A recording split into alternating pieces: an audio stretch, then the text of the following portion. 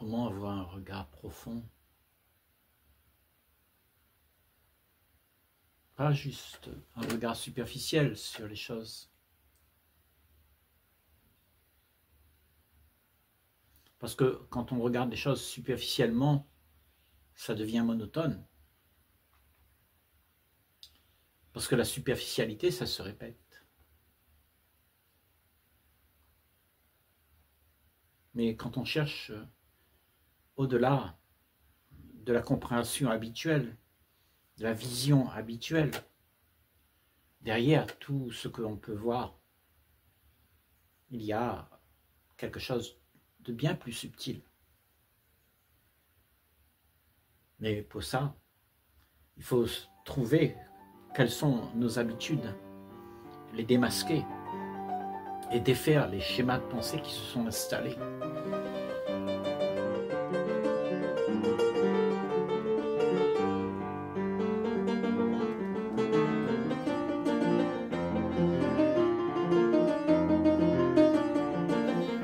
Parce que la pensée s'installe dans la superficialité des choses. Elle ne peut pas voir au-delà de tout ce qui est connu. Donc c'est pour ça que ça se répète. Parce que la pensée, ça appartient à la mémoire du passé. Et le passé se déroule toujours dans le présent comme un film qu'on ressasse tout le temps. Et quand on est en train de ressasser ce film, enfin, on est dans la superficialité. Toutes les choses que l'on voit, que l'on dit, que l'on pense, toute la journée, tout ça c'est machinal, répétitif. Et là-dedans, il n'y a rien de profond. C'est juste une mécanisation de la vie. Mécanisée parce que ça se répète, parce que nous avons pour la plupart que ça pour voir avec. On voit avec ce qu'on a appris.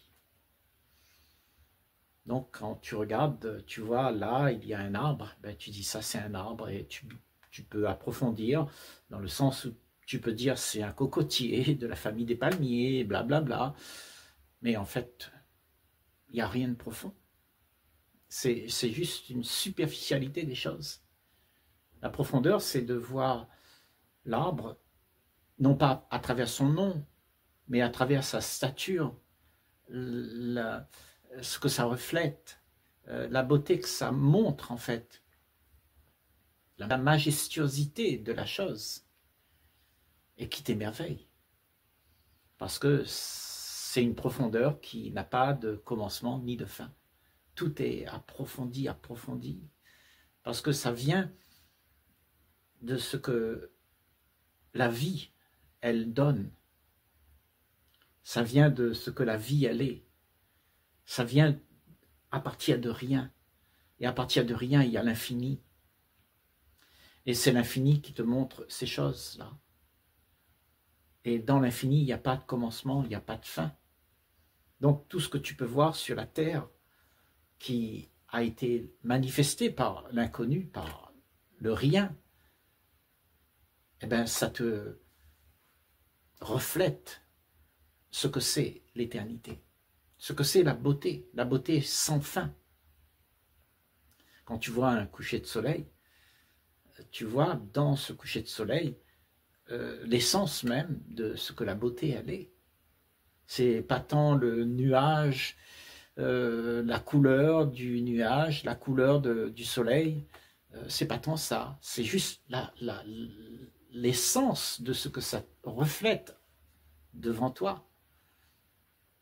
Tu vois, dans l'essence, il y a la source. La source, c'est la beauté. Parce que la beauté, c'est ce qui est vrai. C'est ce qui est à l'origine de la chose. Mais est-ce que nous savons encore regarder les choses en profondeur comme ça? Et c'est ce qu'on disait, c'est que on a du mal à regarder les choses de manière profonde parce que nous nommons pour la plupart les choses quand on les voit. On dit ça c'est américain, ça c'est ma femme, c'est mon enfant. Mais en fait, on ne connaît pas quelque chose de bien plus profond.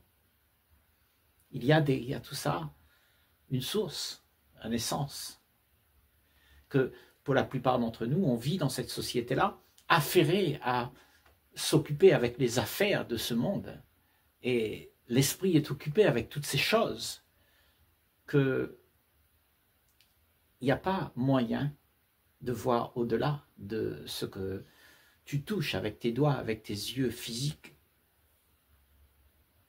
Parce que pour toucher à ce qu'il y a au-delà de tout ça, il faut que tu cesses, ton esprit cesse d'exister à travers ce que la pensée propose. Cesse d'exister à partir de ce que le passé propose. Parce que le passé te propose comment sont les choses. Tu as appris ça. Et tu les vois et tu les répètes. Tu dis ça, c'est un mur, ça, c'est une maison, ça. Parce que tu as appris. Mais au-delà de tout ce que tu sais, il y a ce que tu ne sais pas. Ça s'appelle l'inconnu. Ça s'appelle le grand vide. Ça s'appelle l'amour, la joie, la paix, le silence. Est-ce qu'on sait avoir ce silence? Le silence de toutes ces pensées qui nous rabâchent tout le temps, qu'est-ce que c'est? Toute cette superficialité qu'on a, toute une vie durant, on court partout avec les choses.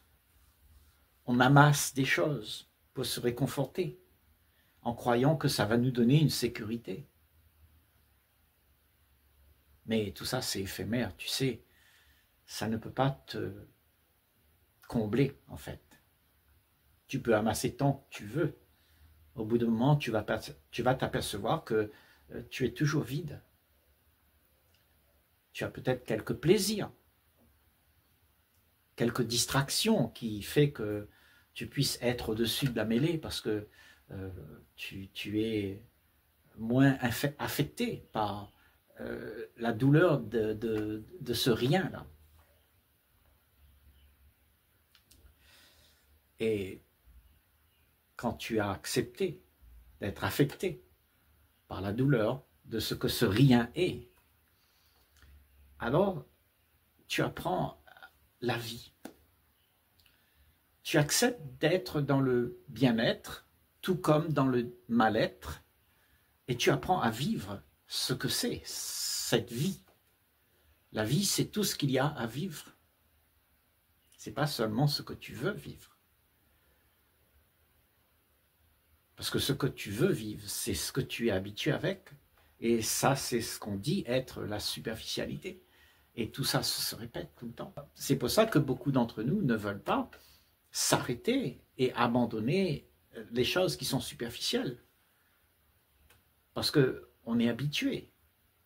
Ça te réconforte en fait. De savoir que ça, c'est quelque chose que je connais. Ça, c'est ma maison, ça, c'est l'américain, ça, c'est le chinois, ça, c'est ma femme. Ça te réconforte, en fait. Mais tu vis dans un monde superficiel. Et tu ne sais pas ce que c'est vraiment la vie. Tu ne sais que ce qui se passe en superficialité de la vie. Et cette superficialité de la vie, elle est constamment en train de changer. Tu sais, cette superficialité, c'est un peu comme les vagues de la mer. C'est toujours en remue-ménage et ça cesse jamais de remuer et c'est un changement perpétuel. Et c'est comme ça la superficialité. C'est tout ce que nous savons ici sur cette planète. Nous vivons beaucoup de choses qui changent tout le temps. Et ça rend l'esprit instable, ça rend l'esprit nerveux. Parce qu'on aimerait bien faire en sorte que les choses ne bougent plus pour avoir la paix. Donc, dans ce monde éphémère où tout change constamment, tu ne peux pas avoir la paix. Tu peux trouver un moyen pour éradiquer les changements et croire que tu peux faire ça. Mais personne ne peut éradiquer la vie dans tout son dans toute son effervescence. Ces changements, ça fait partie de la vie. Mais si tu veux voir, si tu veux comprendre la vie avec beaucoup plus de profondeur, il faut que tu descends dans la profondeur. Tu cesses de côtoyer ce qui est superficiel, qui est banal, qui est répétitif. Tu sors des sentiers battus. Et sortir des sentiers battus, ça veut dire que tu te libères de tout ce que tu as toujours compris comme étant normal. Tu sais, nous avons une société qui est logique en fait. Elle te donne un mouvement logique de tout ce qui se passe. Et c'est comme ça que ça doit être. Et personne ne contredit cette logique. Mais cette logique, en fait, elle est la superficialité. Et nous avons trouvé bon de garder cela parce que ça réconforte. Et quand tu sors de là, alors tu es perdu parce que tu n'as plus de repères. Et c'est peut-être ça la peur de chacun d'entre nous, de ne pas aller dans la profondeur des choses. Nous voulons nous cantonner à ce qui a toujours été là, bien ficelé, des principes bien coordonnés, des conclusions bien acheminées. Et en fait, on garde le statu quo de la vie qui a toujours été là, celle qui a été donnée par nos aïeux, par la société. Les règles, les normes, tout ça, ça se répète. Donc, il y a une peur terrible de sortir de ça, parce que ça, c'est la superficialité avec laquelle on n'a pas besoin de réfléchir. On n'a pas besoin d'être confronté, on n'a pas besoin de prendre conscience finalement. Prendre conscience que tout ce que tu vis, c'est éphémère, c'est futile, ça n'a rien à voir avec ce que tu es pour de vrai. Parce que ce que tu es vraiment, ce que tu es, c'est au-delà. La superficialité, c'est juste une apparence. Une apparence de l'essence. Mais ce que tu es, c'est l'essence. C'est la profondeur. Et tant que tu n'as pas ça, alors tu vas toujours subir la superficialité parce que tu as oublié qui tu étais. Parce que la superficialité te ballotte partout. Tu es tout le temps en train de subir quelque chose qui arrive. Parce que tu es identifié à ces choses et tu voudrais que ces choses restent comme d'habitude. Donc tu es ballotté et tu vis dans la nervosité que les choses changent tout le temps. Et c'est ça la souffrance. C'est que parce qu'on veut garder les choses comme elles devraient être selon mon goût, selon mes conclusions. Ça ne peut pas marcher. Donc l'amour et la joie ne peuvent exister que si tu es libre de ça. La contrainte que tu as de vouloir faire exister ça, ça enlève la joie qu'il y a de vivre. Parce que tu es tout le temps occupé à faire des choses pour faire exister ce qui n'existe pas. En fait, ça n'existe pas, la superficialité, puisque ça bouge tout le temps, ça change. C'est le profond qui ne change pas. L'intérieur, tout ce qui se passe en ton fort intérieur. La superficialité de ce que nous sommes meurt, en fait, quelque part. Ça doit mourir. Et il faut que ça meure. Mais si tu ne veux pas que ça meure, alors tu vas être sujette à la souffrance de ne pas pouvoir garder. Tu seras déchiré quand quelque chose t'arrivera. Parce que ça va arriver à tout l'être que tu es qui s'est identifié aux choses que tu aimes avoir pour pouvoir exister. Mais l'existence que tu es à ce moment-là, c'est éphémère, c'est pas vrai, c'est pas ce que tu es. Tu comprends que ce que tu es n'a rien à voir avec ce qui meurt. Ce que tu es ne meurt pas. Ce que tu es n'a pas de commencement, n'a pas de fin. Mais si tu t'identifies à toute la superficialité qu'il y a, et tu vis toute une vie dans ce monde où tout est superficiel, Tout est attrait aux objets que tu vois, aux objets que tu aimes, aux objets que tu gardes, cet argent que tu veux garder dans ton porte-monnaie, dans ta banque. Tout ça, c'est futile, c'est éphémère. Bien sûr, on en a besoin. Mais si tu veux les garder, si tu es celui qui est dépendant de ça pour pouvoir être heureux, alors tu vas souffrir. L'argent, certainement, te donne un peu de plaisir, certes, mais ça ne te donne jamais, jamais, jamais la paix. La paix, c'est ailleurs. C'est quand tu es libre de tout ce que tu dois garder, libéré de cette envie de faire en sorte que les choses perdurent. Là, il y a la liberté d'esprit, une grande liberté qui implique la joie de vivre parce que tu n'as plus de contraintes avec la dépendance de ce que tu t'es donné d'avoir. Tu ne cherches plus rien, tu n'attends plus rien. Tu es libre. C'est OK. Tu sais, tout ce qu'on te donne ici sur la planète, c'est pour t'amuser en fait. On te donne un petit ordinateur, un petit téléphone, une petite mobilette, une petite voiture, mais tout ça c'est pour t'amuser. Ça te distrait tout ça.